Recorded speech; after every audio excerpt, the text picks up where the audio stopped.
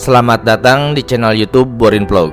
Di kesempatan ini saya akan mengulas mengenai kisah legenda asal-usul Sungai Sambas dan juga terkait dengan misteri dan mitos yang ada di Sungai Sambas atau Sungai Sambas Besar yang ada di Kabupaten Sambas di Provinsi Kalimantan Barat.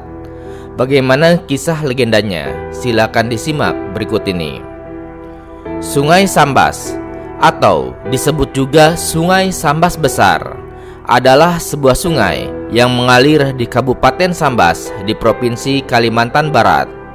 Hulu sungai ini berasal dari kawasan Gunung Mensibau sebagai titik hulu terjauh di perbatasan Kabupaten Bengkayang dengan Kabupaten Landak, melintas di sebelah utara hingga ke barat laut di kota Sambas, mengalir menuju pesisir barat Kalimantan hingga bermuara di kota Pemangkat, wilayah perairan Laut Tiongkok Selatan. Sedangkan yang membelah kota Sambas adalah Sungai Sambas Kecil yang bermuara pada Sungai Sambas Besar. Ya, sungai ini dikenal tergolong sebagai sungai yang dalam. Di bagian muaranya mencapai kedalaman sekitar 30 meter dan di bagian hulu kedalamannya berkisar 10 meter. Lebar Sungai Sambas atau Sambas Besar mencapai 400 meter dan di hulu sekitar 150 meter. Sungai Sambas Besar mengular sepanjang sekitar 233 km. Adapun terkait dengan Sungai Sambas Besar ini, ada sebuah kisah legenda terkait dengan asal-usulnya, dan berikut adalah kisah lengkapnya. Dikisahkan pada zaman dahulu, pada suatu masa yang sangat tua, langit menutup hujan selama berbulan-bulan, tanah retak, dedaunan berguguran, dan sungai-sungai kecil yang ada di perbukitan benua Martinus mulai mengering. Desa-desa yaitu Dayak Salako dan juga Bakati yang hidup dari pertanian dan juga berdasarkan sungai mulai merasakan kelaparan. Beras di lumbung menipis dan ikan menghilang dari lubuk-lubuk yang dalam. Burung enggang berhenti terbang di atas pohon. Anak-anak tak lagi bermain di sungai. Upacara meminta hujan yang dipimpin oleh para pemuka adat tidak bisa membuahkan hasil lagi. Para tetua pun berkata, roh-roh penjaga tanah telah pergi, tersinggung oleh keserakahan manusia dan juga ketidakseimbangan yang mulai merusak hutan.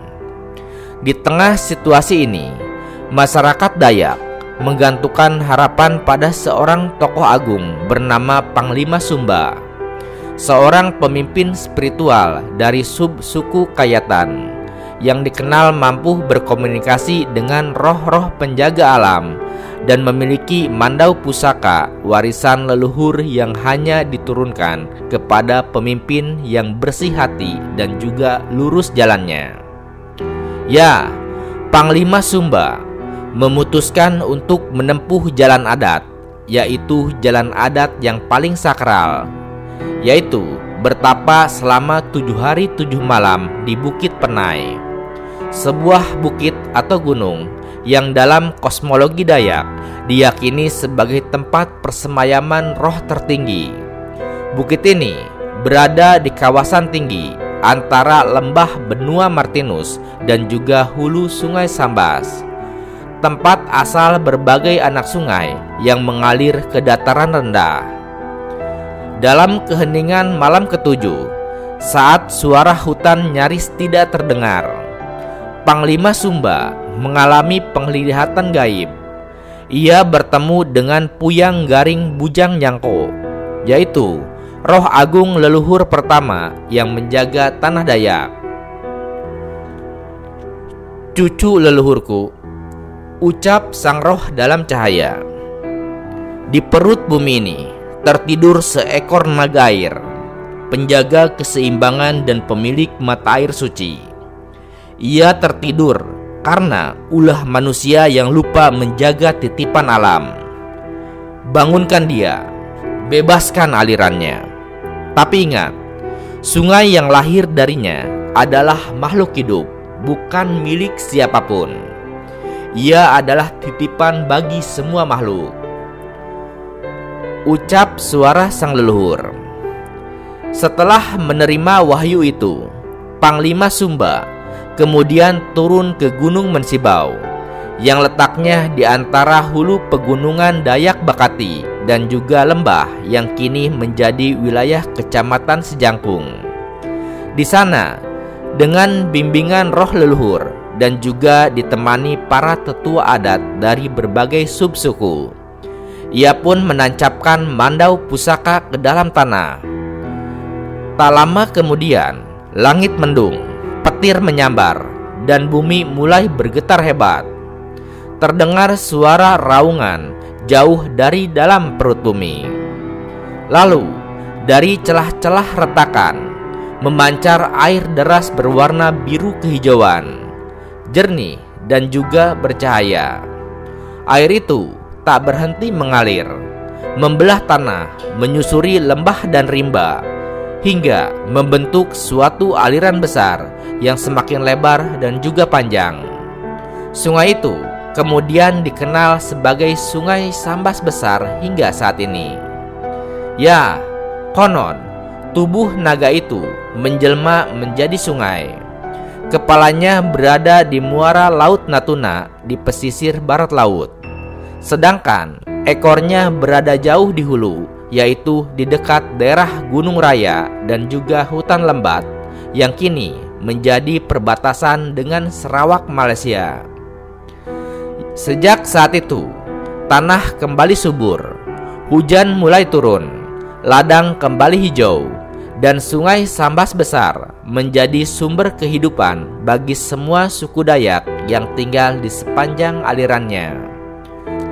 Orang Salako, Bakati, dan juga Kanayan mulai hidup berdampingan, berbagi Sungai Sambas untuk bertani, menangkap ikan, dan juga berdagang menggunakan perahu panjang tradisional yang disebut dengan nama bidar.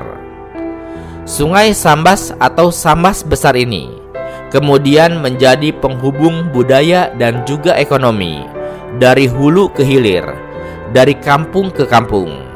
Bahkan sampai zaman Kerajaan Sambas berdiri, Sungai Sambas tetap menjadi jalur utama transportasi dan juga perdagangan.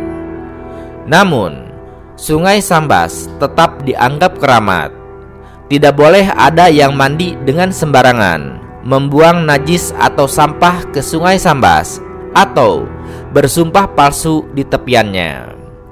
Masyarakat percaya bahwa roh naga air masihlah hidup dan kadang muncul dalam bentuk kabut pagi, pusaran air aneh, atau suara gemuruh tanpa sebab. Kini, ribuan tahun berlalu, dalam upacara adat seperti naik dango dan gawai Dayak, masyarakat masih mempersembahkan sesajen dan juga doa kepada roh penjaga Sungai Sambas. Anak-anak diajarkan untuk menyebut nama Sungai Sambas dengan penuh rasa hormat dan tidak berbicara sembarangan, terutama di sekitar alirannya.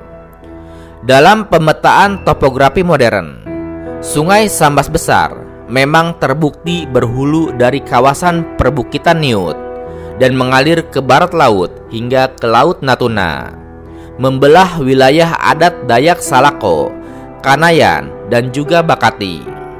Sungai ini melintasi hutan tropis, ladang, kampung adat, hingga pesisir pantai yang menjadi bagian dari kehidupan masyarakat Melayu pesisir. Ya, itulah kisah legenda asal-usul terbentuknya Sungai Sambas Besar berdasarkan cerita rakyat yang ada di Kalimantan Barat. Selain kisah tersebut, ada juga kisah legenda atau cerita rakyat lainnya, terutama terkait dengan asal-usul nama Sungai Sambas itu sendiri. Dan berikut adalah kisah lengkapnya. Dikisahkan, asal-muasal nama Sambas konon berasal dari pertemanan dua sahabat antara Samsudin yang berasal dari suku Melayu dan juga Saribas yang berasal dari suku Dayak. Untuk mengenang persahabatan mereka, Sam dan Abbas akhirnya membuat perjanjian dengan melempar batu ke sungai yang mana berada di Muara Ulakan. Selama batu masih berada di dasar sungai, maka persahabatan antara Dayak dan Melayu di Sambas akan selalu terjaga. Maka dari itu, sungai itu kemudian diberi nama Sambas yang merujuk pada penggabungan nama antara Sam dan juga Abbas. Ya, Alkisah, ada dua orang sahabat yang bernama Samsudin dan juga Saribas. Samsudin dan Saribas adalah manusia biasa yang mereka kemudian menikah dengan orang Kabanaran atau orang kebenaran. Orang kebenaran yang merupakan makhluk gaib. Samsudin yang notabene berasal dari suku Melayu, orang yang pertama kali menikah dengan orang kebenaran atau orang limun atau makhluk halus. Dan orang kedua yang menikah dengan orang kebenaran adalah Saribas atau pemuda dari suku Dayak. Karena sesama manusia, Sam, panggilan akrab Samsudin, dan juga Saribas akhirnya bersahabat. Melihat Samsudin bertingkah demikian, istrinya tidak senang dan tidak mau menampakkan dirinya lagi kepada manusia. Akhirnya Sam terus mengikuti kemanapun Saribas pergi. Di mana ada Sam, di situ ada Saribas. Namun, ada juga versi lain yang mengatakan bahwa Samsudin pasca menikah dengan orang kebenaran atau makhluk halus, akhirnya menghilang dan dipercayai bahwa Sam adalah pindah dan ikut berdiam di kerajaan Batu Bejamban atau Batu Bajamban, kerajaan gaib yang ada di wilayah Kalimantan Barat. Hingga suatu ketika Samsudin dan Saribas berada dalam suatu perjalanan, dan setibanya di persimpangan 3 buah sungai, yaitu Sungai Sambas Kecil, Sungai Subah, dan Sungai Tebarau, sekarang tempat berdirinya Istana Kesultanan Sambas. Mereka berikrar berjanji untuk selalu bersahabat selamanya, tidak saling menipu satu sama lain, dan selalu sama rata dalam hal apapun, serta tidak boleh ada pertikaian antara suku Melayu atau orang laut dan juga suku Dayak atau orang darat.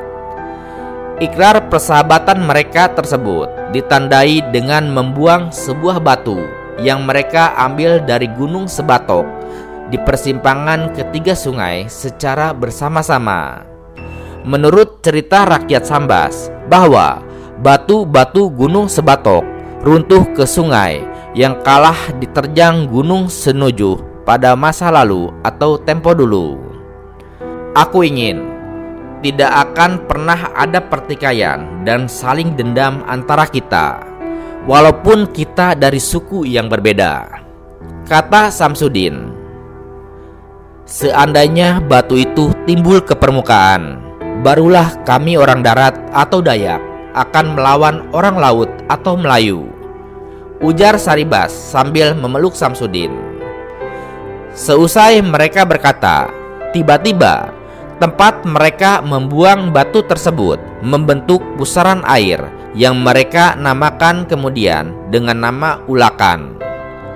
Definisi menurut Kamus Besar Bahasa Indonesia, kata ulak atau ulakan adalah pusaran air. Namun, secara harfiah, ulak dalam bahasa daerah Sambas berarti bohong. Jadi, ulakan yang dimaksud di sini adalah mereka tidak menginginkan adanya kebohongan dan tidak saling menipu sesamanya. Sejak saat itulah Samsudin dan juga Saribas menjadi sahabat sejati. Ya, Muara Ulakan hingga kini adalah sebuah lokasi persimpangan atau pertemuan 3 sungai, yaitu Sungai Sambas Kecil, Sungai Subah, dan Sungai Tebarau, yang dahulunya merupakan tempat berikrarnya orang Melayu dan juga orang Dayak, yaitu Sam dan Saribas. Hingga banyak orang yang mengaitkan kejadian tersebut dengan asal-usul nama Sambas, yang mana kata atau nama Sambas diambil dari kata atau nama Samsudin dan juga Saribas, yang mana jika digabung menjadi Sam dan Bas, yang akhirnya menjadi Sambas. Dewasa ini, orang Dayak dan orang Melayu percaya bahwa mereka adalah satu kesatuan, ibarat sepasang sepatu atau filosofi sepasang sepatu yang tidak dapat dipisahkan satu dengan yang lainnya. Seperti perumpamaan ibarat aur dan tebing, yang maknanya adalah akan selalu terikat dan saling membutuhkan satu sama lain. Nah, itulah kisah legenda asal-usul Sungai Sambas, baik berdasarkan kejadian pada kisah legenda terkait dengan naga air maupun asal-usul penamaan nama Sambas itu sendiri. Terima kasih sudah menyimak kisah ini di channel YouTube Borin Vlog. Di channel ini, Anda juga bisa menyimak berbagai kisah legenda lainnya, baik itu terkait asal-usul sungai maupun asal-usul gunung, baik itu yang ada di Kalimantan Barat maupun berbagai wilayah Indonesia. Terima kasih atas perhatiannya dan sampai jumpa di cerita lainnya.